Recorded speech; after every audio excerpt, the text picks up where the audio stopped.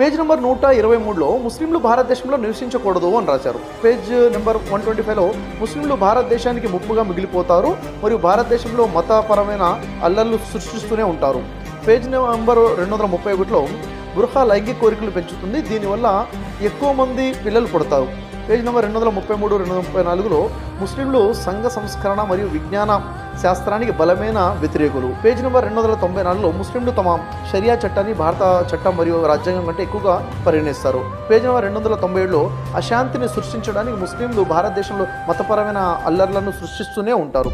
Page number 303లో భారతదేశంలోని హిందువుల ప్రభుత్వాన్ని ముస్లింలు ఎప్పటికీ అంగీకరించరు. పేజ్ నెంబర్ 332లో ముస్లింలు ఎన్నటికీ దేశభక్తులు కాలేరు. ఇప్పుడు ముల్లాలను నమస్కరించే ఈ సోకాల్డ్ అంబేద్కరిస్టులు ఎవరు అని చెప్పేసి అంబేద్కర్ గారే ముస్లింల పట్ల ఈ రకం